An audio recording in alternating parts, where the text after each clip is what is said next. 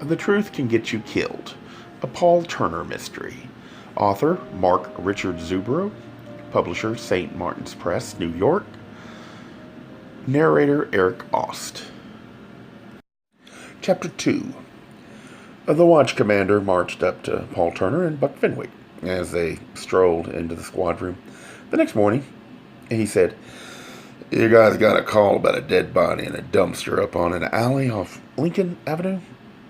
"And Happy New Year to you," Fenwick said. "Just as dead today as any other day." The watch commander gave them the address and then stalked away. "Must have had a rough New Year's," Fenwick said.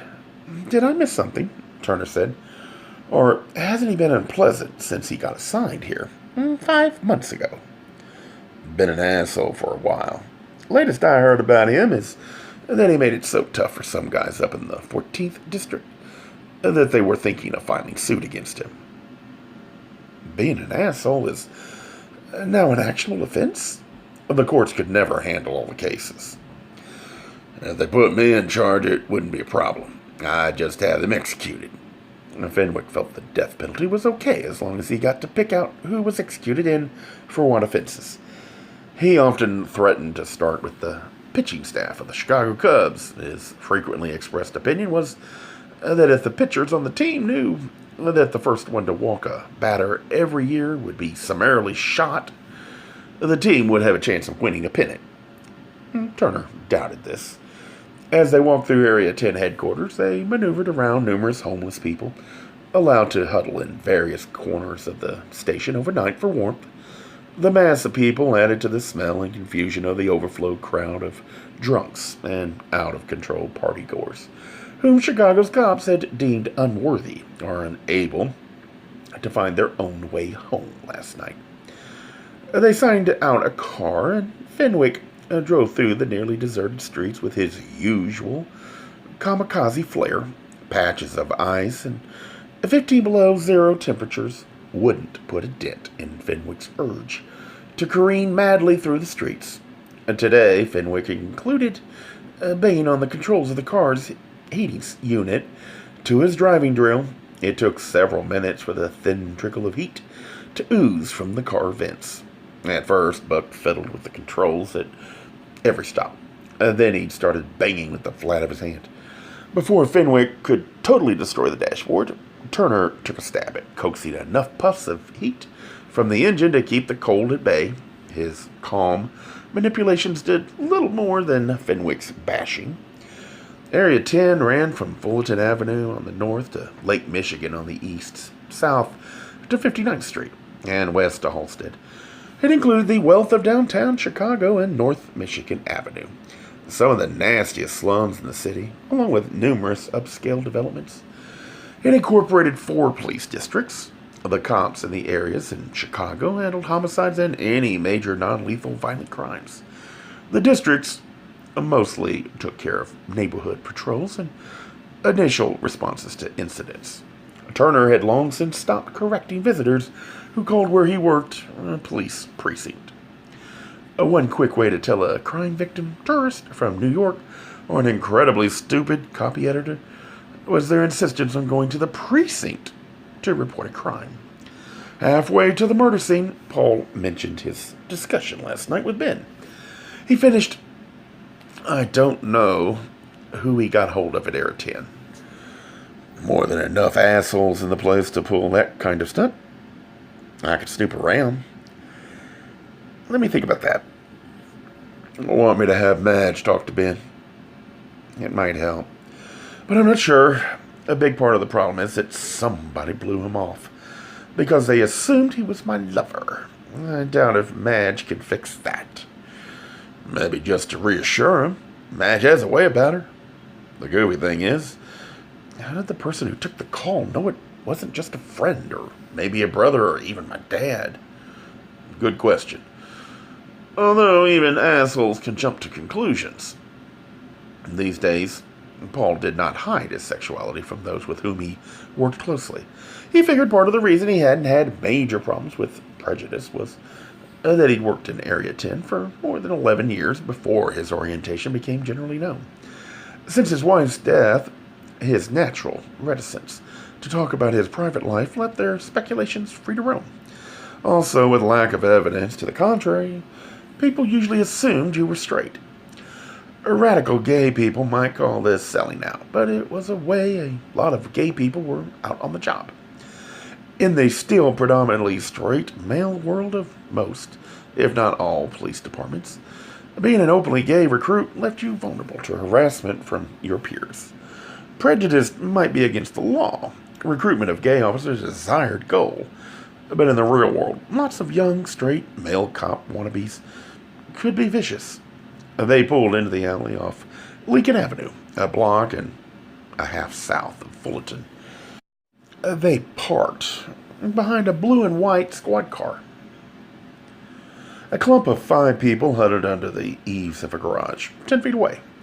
A few glanced in their direction, all of them, including Turner and Fenwick, wore heavy shoes, shirts, pants, socks, and coats. In the 15 below zero temperatures, hats covered heads to well below the ears and scarves enwrapped mouths and faces.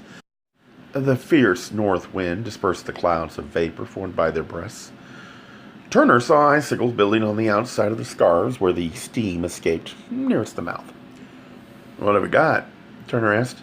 A finger pointed 10 feet away to a dark green garbage container. "Dead body in that dumpster. A bullet hole in the middle of his forehead. Trail of blood leads off in that direction." He aimed a glove at the far side of the dumpster. "Pulled it, but it ends in the middle of the alley. Don't know if it'll help." Turner didn't recognize any of the well-muffled faces, but he thought this voice was that of David McWilliams, a patrolman they'd worked with before.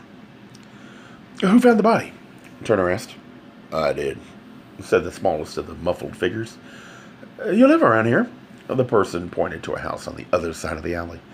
Turner said to McWilliams, "Why don't you take him in to where it's warm, and we'll check in with you later." McWilliams agreed with alacrity. When the civilian was gone, Fenwick asked, "This one in the pool?" The detectives at Area 10 had placed bets on the time of the finding of the first dead body of the year in the part of the city they patrolled. They'd given up using the instant of death as the basis for their wager, since that science was too inexact. The time the first call came in to the dispatcher was the key. Also, the dead person had to have been murdered. Call came in at 7:47. "Got to be somebody earlier," Fenwick said. "I've got $50 on 226. The 2 detectives assigned a couple of the beat cops to begin the canvass of the neighborhood. Another one was told to keep spectators away from the crime scene. This poor cop could keep warm in the patrol car, but would need to make forays into the alley if any brave but frozen local denizens appeared. Turner gazed around the alley. It was completely deserted. Along the east side was a block of houses. On the west were the backs of businesses that fronted on Lincoln Avenue. He wasn't sure which business was which, but one of those nearby had to be the back door of Au Naturel. All the businesses and most of the homes abutted directly on each other. A few of the homes had a few feet between them. Most were unprepossessing, but Turner knew the average price of a home in this neighborhood was around $300,000. Lincoln Park was one of the most desirable areas in the city in which to live. Used home buyers in this area often paid the high price, left the walls up for tax purposes, gutted the insides, and redid the whole interior, giving them a renovated home with an asking price of over $500,000. The alley had been cleared of snow, as had most of the streets. A few inches of wind-driven ice crystals had fallen last week before the deep freeze hit. The scattered patches of snow were trodden, well beyond the point of possibly holding any useful footprints. The frozen puddles of sparkling ice would be useless in providing any kind of clues. Turner and Fenwick did not rush to see the body. They clutched pencils awkwardly in gloved hands as they made quick sketches of all they could see. Despite being well bundled against the cold, the wind seemed to seep between the threads of their clothing and brush their skin with icy trickles. Turner and Fenwick retired to the feeble warmth of the car to make more elaborate drawings and fill in what they'd started out in the cold. They left the car only when the crime lab truck pulled up behind their vehicle. Fenwick, Turner, and two of the technicians slowly approached the dumpster. 5 feet from the garbage coffin, they all stopped. An obvious trail of blood led from the side of the dumpster and then north, down the alley. After photos had been taken, Fenwick and Turner finally made a careful examination of the contents of the overgrown trash can. As they had been told, a body lay there with a bullet hole in the middle of the forehead. The hole was massive, attesting to a large caliber firearm. The detritus in the dumpster filled it about halfway. Every bit of garbage would have to be preserved. At least in its frozen state, it wouldn't be as odoriferous or offensive as it would be were it high summer in Chicago. Fenwick touched the body, frozen so stiff it might as well have been chipped from marble.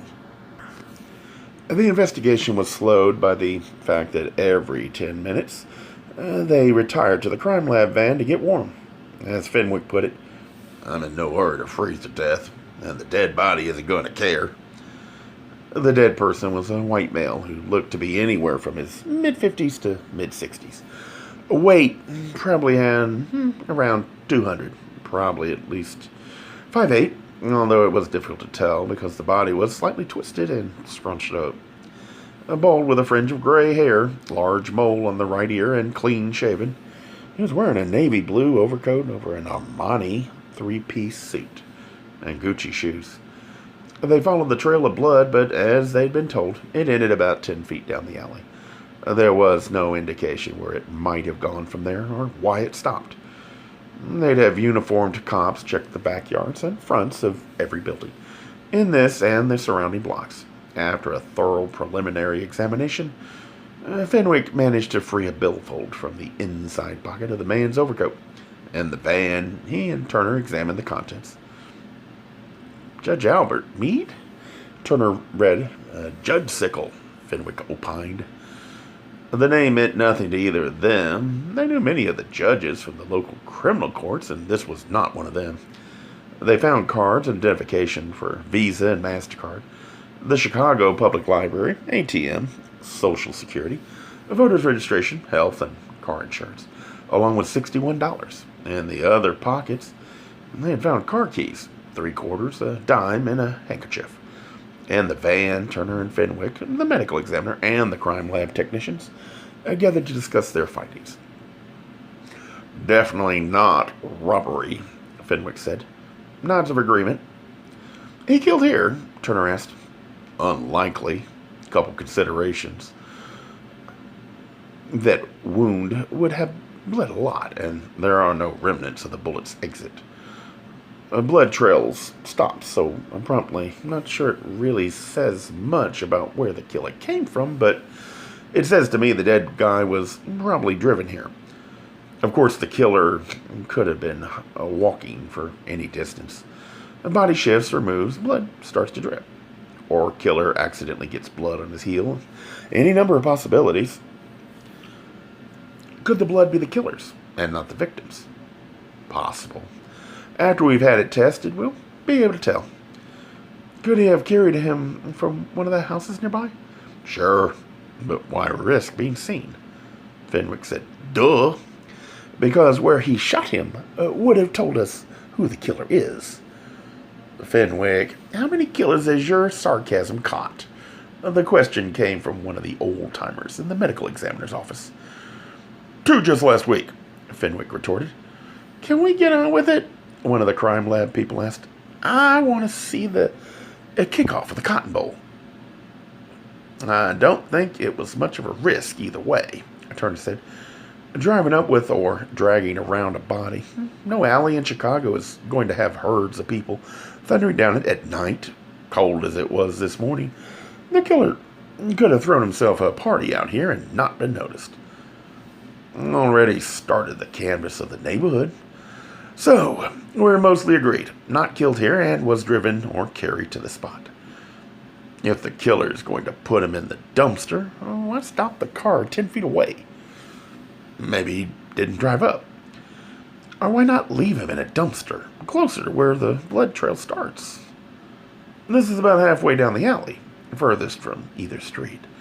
Why not just leave him in the alley instead of toting him all the way to the dumpster and heaving him in? A universal shrugs. Then we've got a big criminal. Or at least strong one. A dead guy's clothes are drenched with blood. Killer must have gotten it all over. With half his brain missing, we can rule out suicide. Fenwick said, Your perception of the obvious is remarkable. Somebody chained him outside in the cold? Turner said, Must have been killed somewhere else and brought here. Love to find out where. Moving a victim from a crime scene was always a smart idea on the part of a criminal. Invariably, it made it tougher for the cops to solve a case. If you're going to get clues, the original crime scene would normally have the best ones. Some detectives swore that a killer always left their signature somewhere at the site of the death. One of the beat cops joined them. Got the stuff you wanted on the guy. He was a federal judge in the 7th Circuit, which includes all of Illinois and a couple surrounding states. He's been on the bench 23 years and was a lawyer in town before then. He's got a wife and 2 kids. Lived in Chicago. Let's talk to our helpful citizen body finder, Fenwick said. No offense to you guys, but I want to get my ass into someplace totally warm. A Gay Mysteries audiobooks. I think it is easy to hate a label, but a face humanizes the word. So this effort is twofold. To offer comfort to those like myself that your world didn't end because you don't fit into the view of acceptable society on both sides. And in hopes of helping those with family that are LGBTQ, that it doesn't mean we are aliens from the child they once knew. Reassure them so they can maybe be supportive at the same time, being true to their values.